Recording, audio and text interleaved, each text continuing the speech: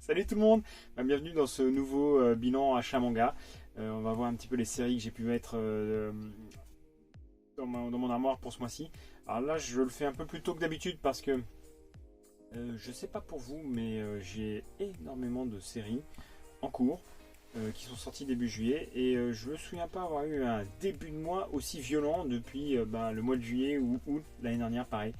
Tous les mois de juillet parce que c'est vrai que le mois d'août est un peu creux entre le 15 juillet et le 15 août, c'est un peu creux donc il y a beaucoup de sorties qui sortent début juillet et fin août, début septembre. Donc là ça a été assez violent mais bon, voilà. Donc on va faire un gros bilan, achat. J'espère que ça vous ennuiera pas trop. Enfin moi c'est... Chez Mangetsu. Donc on va le faire collection par collection. On va faire d'abord les gros formats.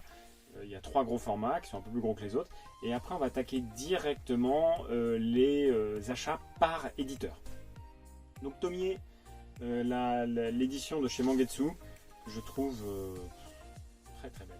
Voilà, elle est très qualitative en termes d'édition, je trouve que c'est vraiment pas mal. Par contre, j'ai très peur que ça craque la lecture. Non, ça va, ça n'a pas l'air de craquer. J'ai pas lu du tout encore, hein, donc je peux pas vous dire ce que ça rend. Je trouve que la jaquette est vraiment superbe. À l'arrière, vous avez... On va essayer de rien abîmer. Hein. Voilà, ici, hop là. Voilà, ça m'ennuie de vous l'ouvrir, donc mais bon. Oh là là. Bon, je vais arrêter, j'ai failli déchirer mon tome. Ouais, bon. En tout cas, je trouve que le manga est très beau. N'achetez pas ça sur Vinted 80 €. Il y en a plein partout dans les magasins, donc... N'achetez pas ça allez pas enrichir les spéculateurs. Déplacez-vous chez votre libraire ou commandez-le. S'il n'y en a plus, ça sera probablement réédité. Donc ne vous inquiétez pas. Ne vous inquiétez pas. Voilà. Mais sinon, vous mettez un petit message. Je vous dis, il y en a. Je sais, il y a un magasin où il y en a encore 20 dans la boutique. Donc n'ayez pas peur. Je m'actualise toujours, mais aux Amu, il me manque encore quelques-uns. Il manque l'histoire 3 d'Adolf, tome 1 et 2, VW, etc. Il me manque encore quelques-uns.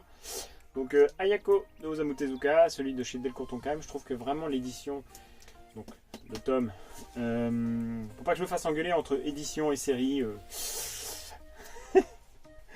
Donc non, j'adore ces couvertures-là. En plus, ils sont à peu près accordés avec les Mangetsu en termes de taille. Je suis pas sûr qu'il y ait d'accord entre les deux, mais c'est vraiment très bien parce que du coup les tomes ils sont à peu près tous de la même hauteur, donc c'est vraiment très bien. Un autre truc que j'ai pas du tout l'habitude d'acheter, ce sont les artbooks, celui de TPN. Je l'ai vu dans la vidéo de Garami-sama. Pardon, il est à l'envers.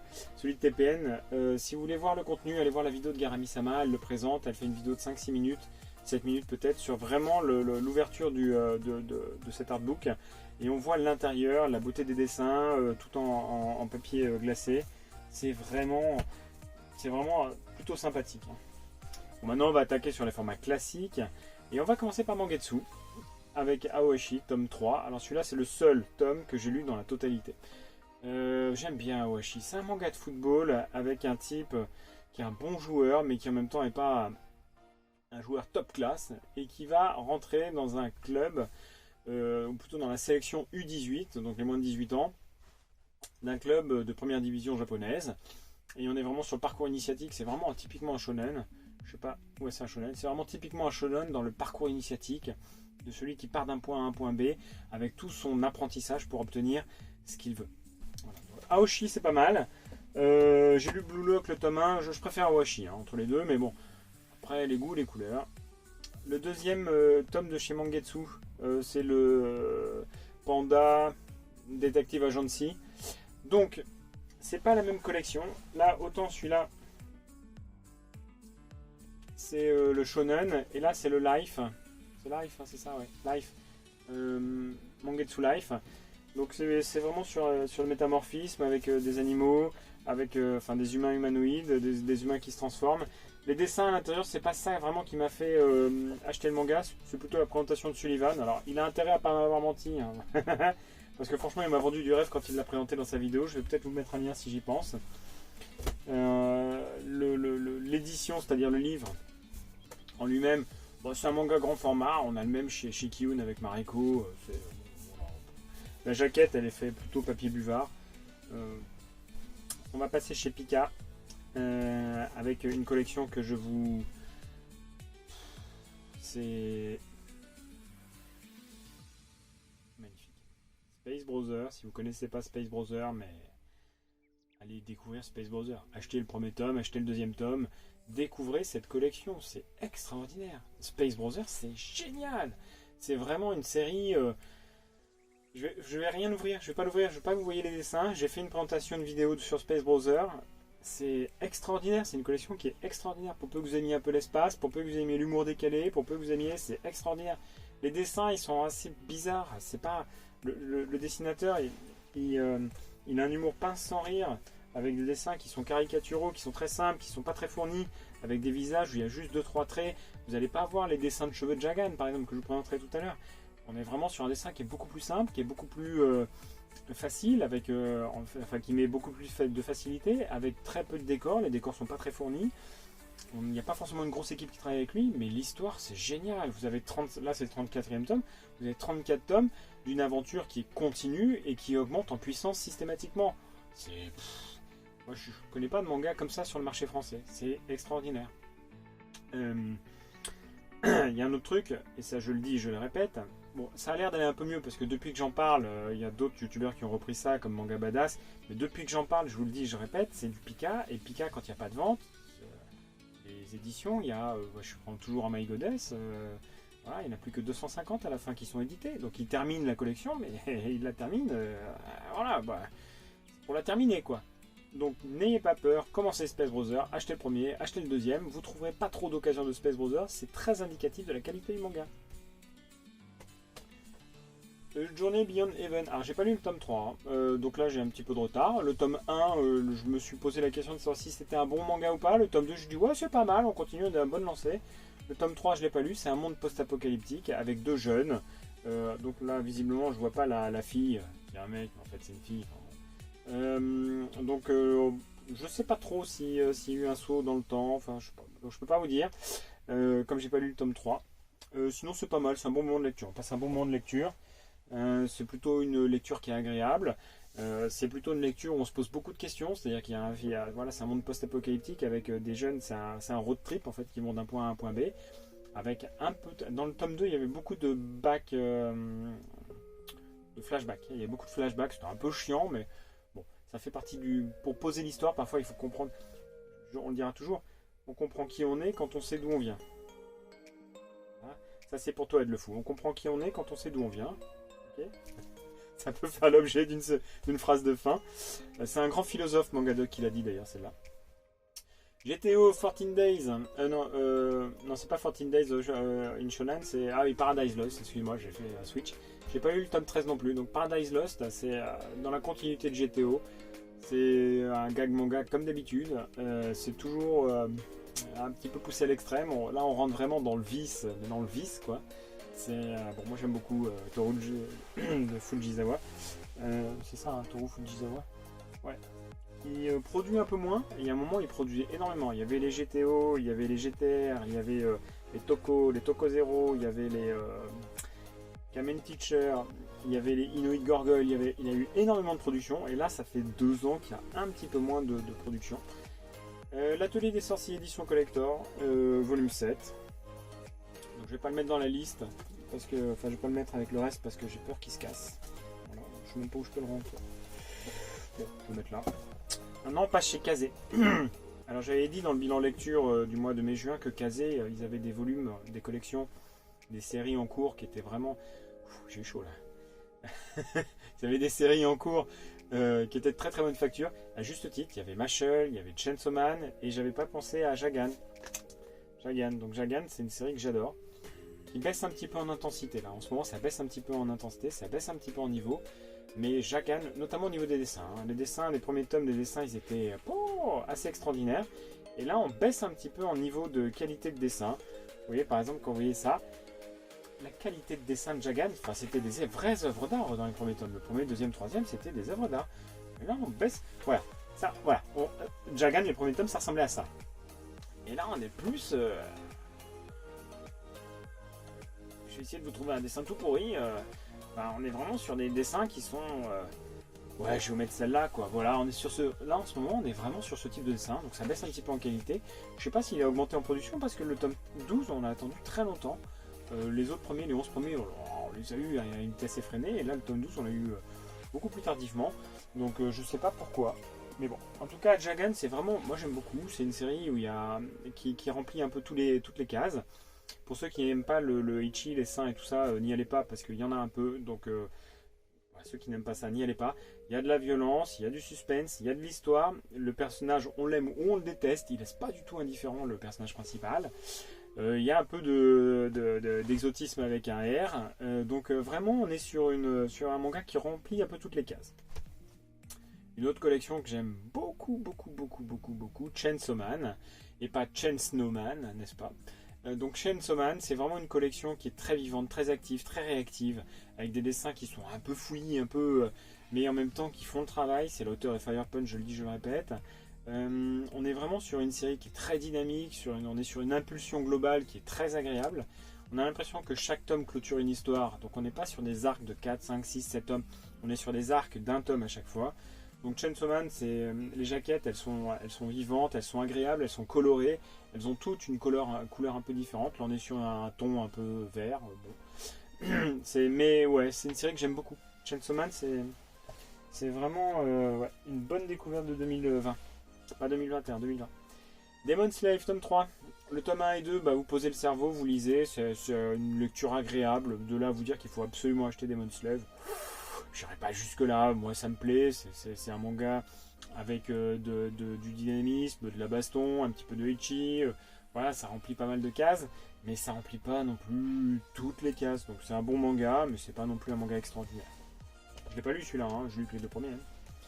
Siren Rebirth, tome 3, alors ne me demandez pas si c'est bien ou pas, ça c'est chez Manabooks. Ah oui, Demon Slave c'était chez Kurokawa, c'est le seul Kurokawa que j'ai acheté ce mois-ci. Manabooks, Siren Rebirth. Je sais pas pourquoi j'ai acheté le premier, du coup j'ai acheté le deuxième, du coup j'ai acheté le troisième, mais je n'ai jamais ouvert le manga. Donc je ne sais pas du tout ce que ça vaut. Je voudrais bien vous en parler, mais je ne sais pas du tout ce que ça vaut. Prochainement peut-être. Une nouvelle sortie et le seul tome de chez Doki Doki que j'ai pris. Alors ça je le dois à Wewe. Wewe, t'en as fait ta présentation dans tes sorties de la semaine, donc du coup ça m'a intéressé et je l'ai acheté. Alors j'espère pour toi que c'est bien. Ouais, il se passera rien si c'est pas bien, je le dirais juste. Je trouve que les dessins sont plutôt propres. On est sur des dessins qui ont l'air d'être assez quali. Voilà, il y a quand même pas mal de choses. Alors, il y a un truc que j'aime pas du tout, c'est ces mangas un peu rigides qu'on retrouve chez Pika, qu'on retrouve chez quelques éditeurs comme ça. Ça j'aime pas trop, mais c'est pas très agréable en main. Mais sinon, pour le reste, après, c'est quand même plutôt bien.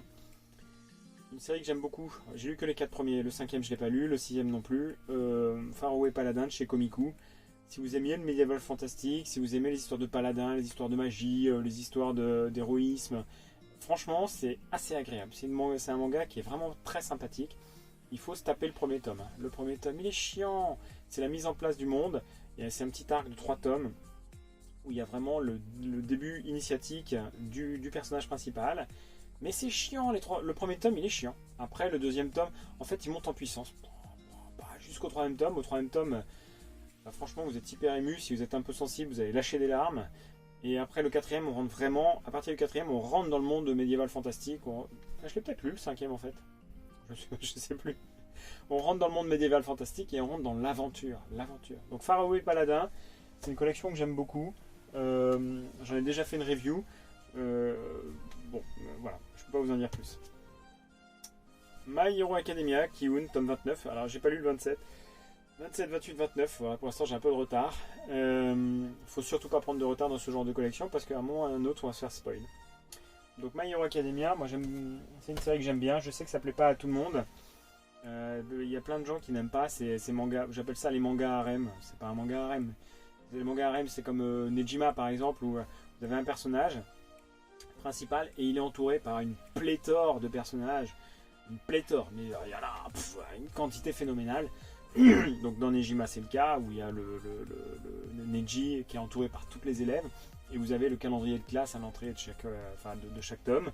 Et ben là c'est la même chose. My Hero Academia, il y a un nombre de personnages vraiment phénoménal. Ils ont chacun leur pouvoir, chacun leur histoire.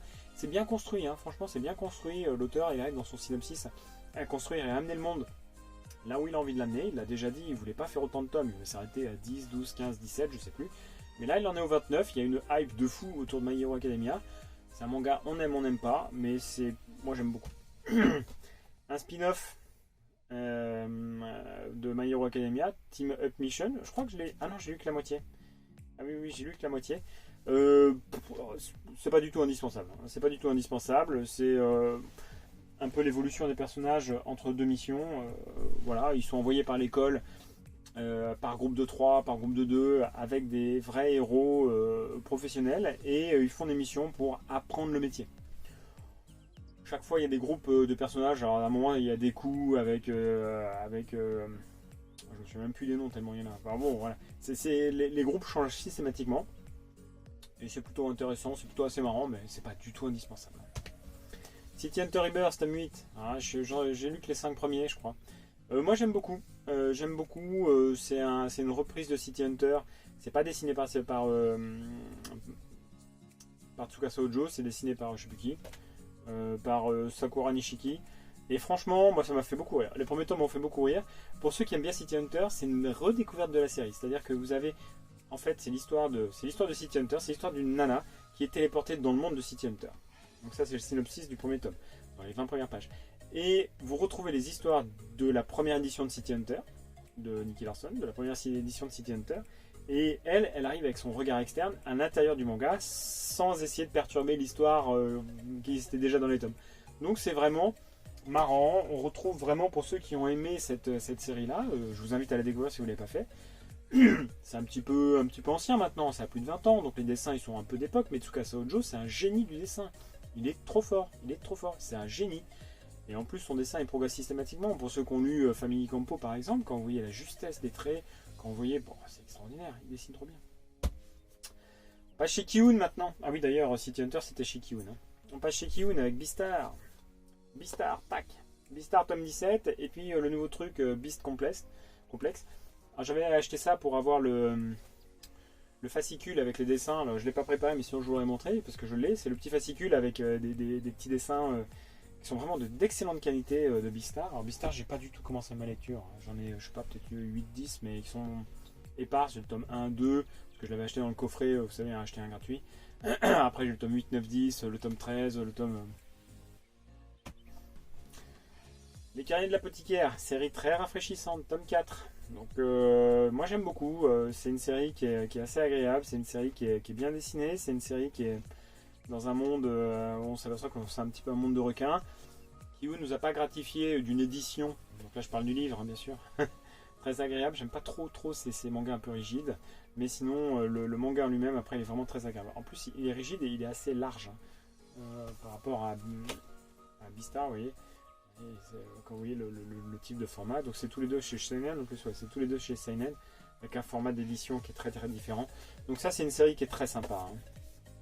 Si vous la connaissez pas, vous pouvez y aller, hein, c'est assez agréable. Ah, le seul de chez Ototo. Tac, Tower of God. J'ai fini par céder. Alors, je comptais pas du tout l'acheter. En fait, je voulais attendre de voir ce que ça allait donner. Un tome, 2 tomes, 3 tomes, 4 tomes.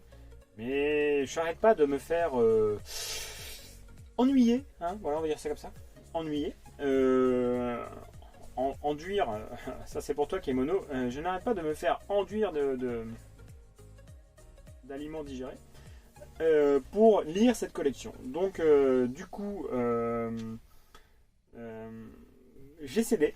J'espère que ça sera bien. Je sais pas du tout. Vous savez, c'est le manga qui commence à investir un petit peu la place publique. Ce sont les webtoons qui commencent à apparaître en lecture française, en papier glacé, qui sont assez chers. Celui-là, je sais plus combien, c'était 10, 11, 12, je sais plus.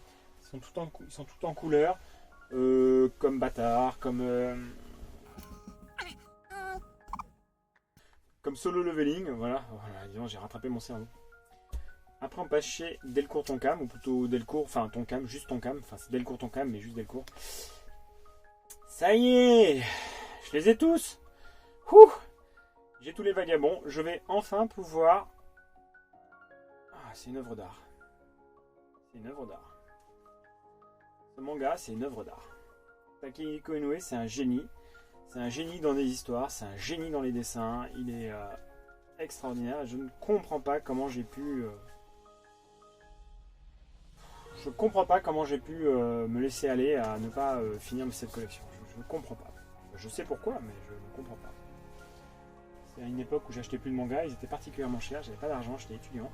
Et du coup, bon. Manga Soleil, Coma héroïque. J'ai lu le premier tome, il m'a vraiment pas transcendé. J'attendais beaucoup du deuxième que j'ai pas encore attaqué, donc bon bah du coup le troisième est sorti parce que j'ai vraiment pas pris mon courage à deux mains. La fin du premier tome était quand même assez agréable en termes d'ouverture scénaristique. Donc j'espère que la suite vaut le coup. Ouais, ce que je vois c'est intéressant. J'espère que je monte pas les dessins parce que j'ai vu des images un peu suspectes. En tout cas les dessins sont bien mieux que dans le premier tome. On sent qu'il a un peu progressé en termes de qualité de traits de graphique.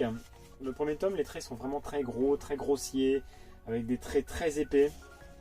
Là, on est vraiment sur des dessins beaucoup plus... Ah voilà, c'était un peu comme ça le premier tome, vous voyez. Donc là, j'espère que ça sera un peu mieux que le premier tome. Dans le sens du vent, tome 4 et 5. Le 5 a l'air assez épais quand même. Hein. Je sais pas si c'est le dernier tome ou pas, mais... que je regarde si c'est le dernier tome. Il a l'air vraiment épais. Je sais pas. Je n'ai absolument pas commencé dans le sens du vent. J'ai acheté cette collection. Je suis tombé sur un lot pas très cher sur Vinted où j'ai pris le 1, 2, 3. Enfin, pas très cher, c'était à 3 ou 4 euros. Les mangas qu'on trouve en ce moment. Du coup, je les ai pris parce que Authentic Manga arrête pas de dire que c'est génial. Donc, j'espère pour toi que c'est bien. Et du coup, là, le tome 4 et 5, j'ai acheté le tome 5 parce que je pensais que c'était. Puis en fait, il manquait le tome 4. Donc, j'ai acheté le tome 4. Shy. Shy, j'ai lu les 4 premiers, c'était pas extraordinaire. C'est pas que c'est pas extraordinaire. Là, on est passé chez Canard. C'est pas que c'est pas extraordinaire. Les 2 premiers sont chiants, ils sont lents, ils sont pas très très vivants. C'est un peu redondant, c'est des choses qu'on a déjà vues. On est dans l'introspection d'une jeune fille de 14 ans qui est en même temps une héroïne qui est censée sauver le monde. C'est pas très adapté, vous voyez. Le tome 3, 4, on est sur des personnages un peu plus matures, on est sur une histoire un peu plus mature, on est vraiment sur une histoire un peu plus dynamique, un peu plus vivante, avec un vrai synopsis qui commence à se dégager. On comprend un petit peu le fond de l'histoire. Le tout début du tome 1, héroïne, problème, résolution du problème. Héroïne, problème, résolution du problème. On n'est pas sur un manga qui va aller... voilà, le scénario va pas casser 4 pattes à un canard. Et après, à partir de la fin du tome 1, du tome 2, du tome 3, du tome 4, on rentre dans le synopsis, avec le groupe de méchants, avec voilà, les interactions entre les deux, les attentats, enfin pas les attentats, mais... On est sur un manga qui commence à devenir un peu plus intéressant, un peu plus de contenu. Et bon, je suis pas pressé de le lire, quoi. Toujours chez Kana, Yozakura Family.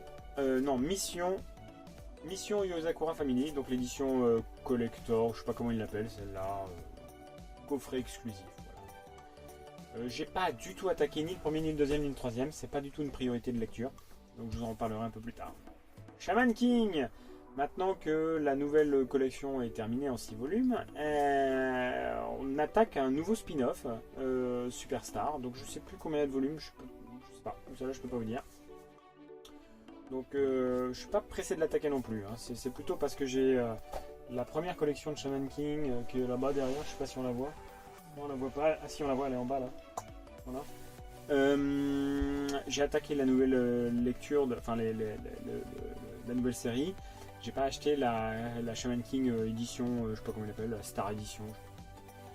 J'ai acheté le tome 17, le tome 12 17 qui correspond à la fin du premier cycle là-bas. Sinon, c'est pas du tout une priorité de lecture. Hein. Chez Vega, le bateau de Thésée, tome 8. Alors, je trouve la jaquette très très belle. Avec cet aspect papier brûlé là au milieu, là, tac. Je trouve vraiment que la jaquette est très très très jolie. Les dessins à l'intérieur sont...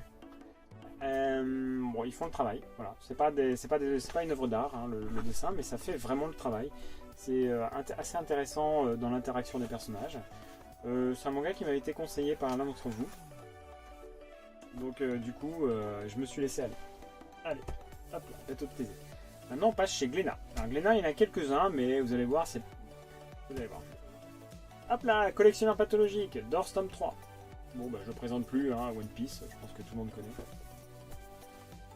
Pour ceux qui connaissent pas, la cloche pour se désabonner, c'est en bas. Dr Stone, tome 15. Là on est sur les shonen, hein. Il y a 2 shonen et puis après il y a 3 seinen de chez Glénat. Dr Stone c'est une série de chez Boichi. Alors Boichi, tout à l'heure on parlait d'œuvres d'art avec Jangan, là on est vraiment toujours sur des œuvres d'art, hein. Donc j'espère que je vais pas vous spoil, mais je vais vous montrer 2-3 dessins. Il y a des dessins, enfin je veux dire Boichi c'est... Alors, il a cette faculté à soit se faire détester, soit se faire complètement aimer. Il est quand même incroyable cet auteur. Moi j'adore, je trouve ce trait de dessin extrêmement beau, extrêmement puissant, extrêmement agréable.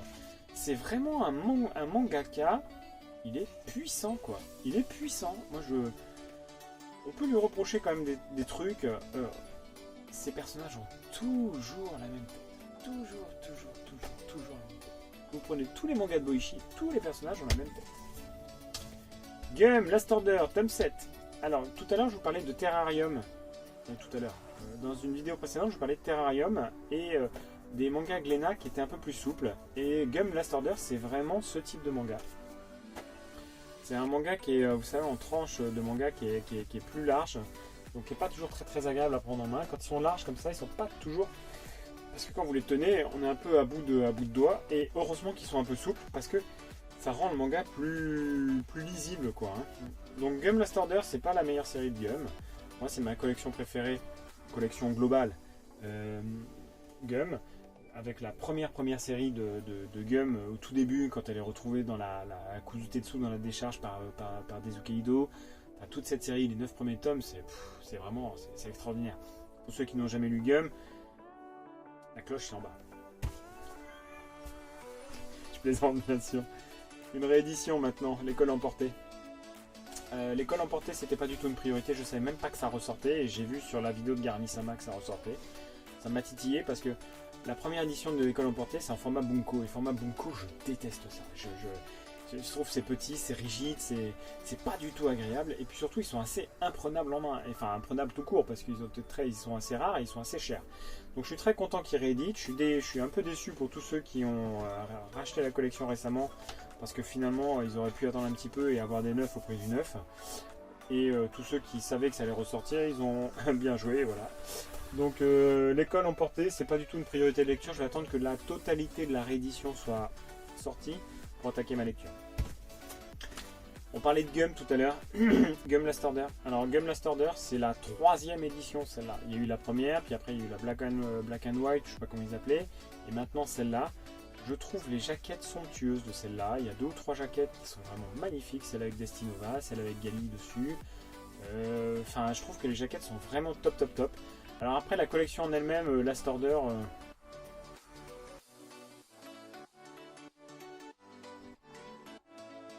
c'est parce que c'est Gum que j'en parle. Sinon, c'est vraiment pas la meilleure. Maintenant, Noévé Graphics. Et après, ça sera terminé. Donc Noévé Graphics, vous allez me dire, oh là, qu'est-ce que t'achètes et tout. En fait, celle-là, je l'avais pas achetée. Et puis, il se trouve que j'ai acheté un manga en double. J'avais acheté Shaman King, parce que là, vous voyez, Shaman King, et j'avais acheté le Shaman King numéro 6, mais en fait, c'était le dernier tome, donc je l'avais déjà, donc je l'ai rapporté. J'avais un bon d'achat, j'ai pris celui-là. J'ai pris celui-là parce qu'on m'en a dit beaucoup de bien, en fait, quand j'étais dans le magasin. N'est-ce pas, Kim? Donc j'espère pour toi que c'est bien, parce que sinon, ça va barder.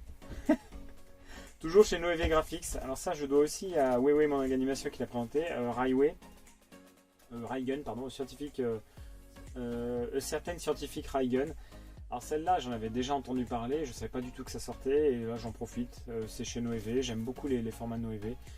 Je trouve ça toujours aussi méchant Noévé de nous mettre des machins à gagner à l'intérieur. C'est un peu comme les Kinder, qu'on achète les Kinder, pas forcément pour le Kinder, mais pour le jouet. Et le dernier...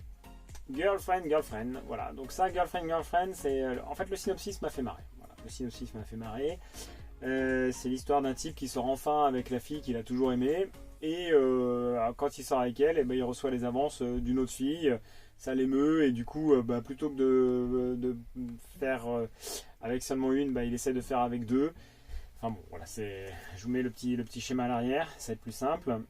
En gros, c'est a priori une comédie romantique.